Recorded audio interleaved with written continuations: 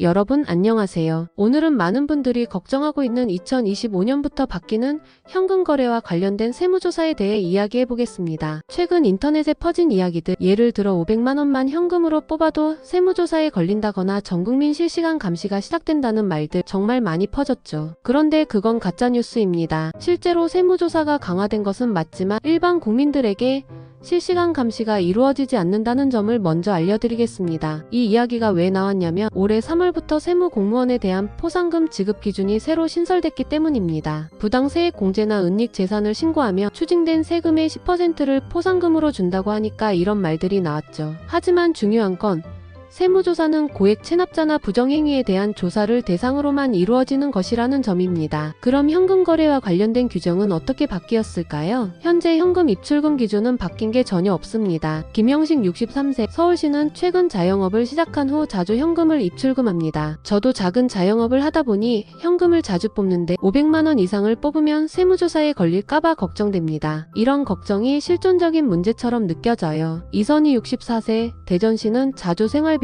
현금으로 송금합니다. 저도 자주 현금을 뽑았어서 이제 이게 문제가 될지 궁금해졌어요. 가끔 큰 금액을 보내는데 이게 법적으로 문제가 될까요? 박준호 66씨는 현금 사용이 적은 편이라 크게 걱정하지 않았지만 이제 세무조사와 관련된 이야기가 많아져서 걱정이 됩니다. 저도 자주 현금을 쓸 일이 없지만 그렇게 큰 금액을 입출금하는 것이 문제될까 걱정되네요. 결론적으로 현금 입출금 시 500만 원을 뽑아도 문제가 되지 않아요. 중요한 건 얼마를 뽑았냐가 아니라 그 돈을 어디에 썼느냐입니다. 예를 들어 매달 500만 원씩 현금을 입출금한다고 해도 문제되지 않아요. 하지만 매주 500만 원씩 반복적으로 입출금을 하면 AI 시스템이 이를 의심거래로 판단하고 국세청에 보고될 수 있습니다. 하지만 일상적인 거래는 문제가 되지 않아요. 이제 2025년부터 AI 자금 추적 시스템이 도입됩니다. 그런데 여기서 중요한 점은 이 시스템이 모든 국민에게 적용되는 게 아니라는 점입니다. 이 시스템은 개인 사업자나 법인 사업자를 대상으로 하며 사업자들이 부가가치세 신고 시 매출과 매입의 누락 여부를 체크하는 데 사용됩니다. 그래서 일반 국민의 거래 내역은 실시간으로 추적되지는 않습니다. AI 자금 추적 시스템은 주로 사업자들의 세금 신고 내역을 점검하는 데 사용될 예정입니다. 사업자의 세금 신고가 제대로 이루어졌는지를 확인하는 시스템이기 때문에 일반 국민들이 걱정할 필요는 없습니다. 그렇다면 현금 거래는 언제 문제가 될까요? 문제는 목적이 불분명한 거래에서 발생합니다. 예를 들어 매주 500만 원씩 반복적으로 현금을 입출금하는 거래는 AI 시스템이 의심 거래로 판단하여 국세청에 보고될 수 있습니다. 하지만 일상적인 거래, 예를 들어 월급을 받고 카드로 생활비를 쓰는 거래는 전혀 문제가 되지, 따라서 비정상적인 거래, 패턴만 의심 거래로 잡히게 되는 것이죠. 다음으로 가족 간 금전 거래에 대해 이야기해 보겠습니다. 부모님이 자녀에게 생활비를 주거나 자녀가 부모님에게 돈을 송금하는 경우가 많죠. 그런데 이때 증여세가 문제가 될 수 있다는 사실 알고 계셨나요? 사실 생활비는 비과세 대상이지만 주기적이지 않거나 과도한 금액을 한 번에 송금하면 증여세를 내야 할 수 있습니다. 예를 들어 몇 년치 생활비를 한 번에 송금하면 증여세가 부과될 수 있습니다. 그런데 생활비는 금액에 상관없이 주기적으로 입금해야 과세되지 않습니다. 예를 들어 자녀가 매달 일정 금액을 부모에게 송금하고 이를 증빙할 수 있다면 문제가 되지 않아요. 하지만 몇 년치 생활비를 한 번에 송금하는 경우는 문제가 될 수 있습니다. 김영식 씨처럼 자영업을 하고 자주 현금을 뽑는 분들이라면 증여세에 대한 부분도 반드시 챙겨야 합니다. 생활비라 하더라도 주기적이지 않거나 과도한 금액을 송금하면 증여세가 부과될 수 있다는 점을 기억하시고 증빙 자료를 정확히 준비해 두세요. 그래서 증여세나 상속세와 관련된 문제를 피하려면 생활비는 매달 주기적으로 입금하고 자산 이동에 대해서는 목적을 명확히 증빙해야 합니다. 예를 들어 차용증, 송금 내역, 목적을 밝힌 입출금 기록 등을 잘 남겨두는 것이 중요합니다. 또한 가족 간 현금 거래가 많거나 자주 발생하는 경우에는 상속세로 전환될 가능성도 있기 때문에 모든 거래 내역을 정확히 기록하고 세금 관련 서류를 잘 보관하는 것이 중요합니다. 결론적으로 2025년부터의 법 변경 사항과 AI 자금 추적 시스템 도입은 일반 국민에게 큰 영향을 미치지 않습니다. 다만 현금 거래 시 목적 없는 거래, 과도한 금액의 증여 등이 문제될 수 있으며 이는 AI 자금 추적 시스템이 아닌 기존의 의심거래 보고 시스템에서 처리됩니다. 또한 가족 간 금전 거래는 증여세의 문제로 이어질 수 있으므로 주기적 입금과 목적 증빙을 통해 세금 문제를 예방할 수 있습니다.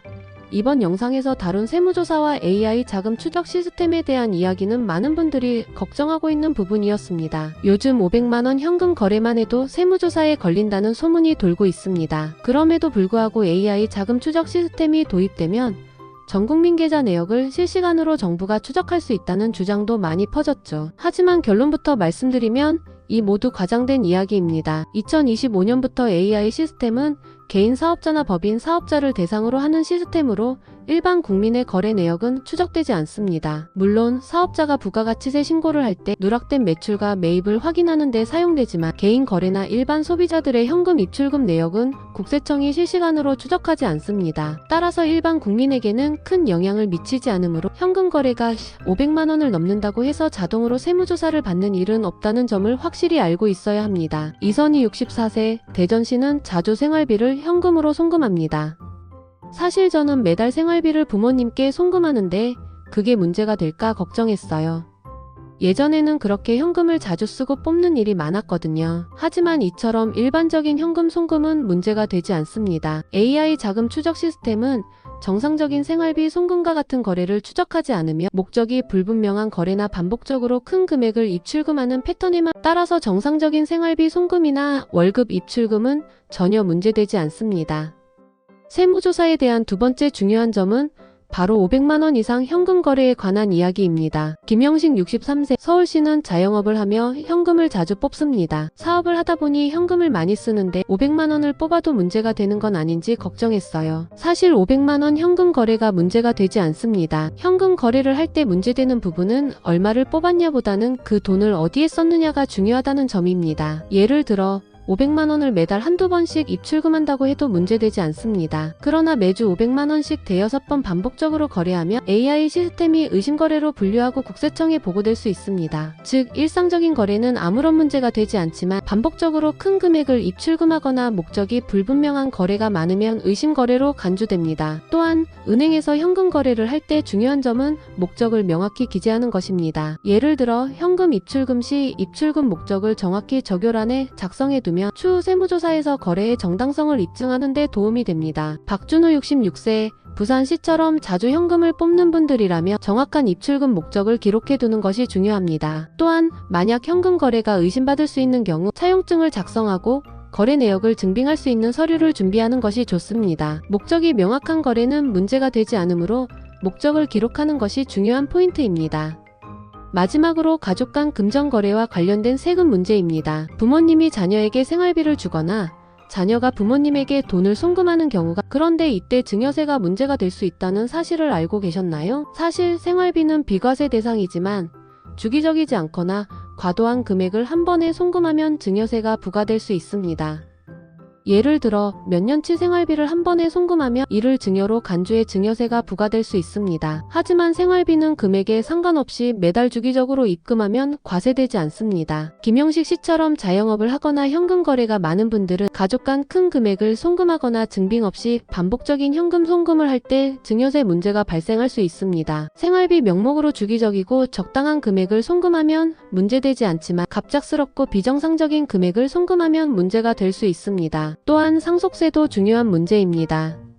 예를 들어 부모가 자녀에게 큰 금액을 송금할 경우 상속세를 피하기 위해서는 송금 내역을 증빙 자료와 함께 정확하게 기록하는 것이 중요합니다. 따라서 가족 간 현금 거래가 많을 경우 거래 내역을 정확히 기록하고 목적을 증빙할 수 있는 서류를 준비하는 것이 좋습니다. 증여세나 상속세와 관련된 문제를 피하려 오늘 영상에서는 세무조사, AI 자금 추적 시스템 그리고 증여세에 대한 잘못된 정보들을 바로잡고 올바른 세금 관리 방법을 알려드렸습니다. 여러분도 이제 안전한 거래와 세금 관리로 평화로운 노후를 준비할 수 있을 것입니다. 영상이 도움이 되셨다면 구독과 좋아요를 눌러주세요. 더 많은 정보로 다시 감사합니다.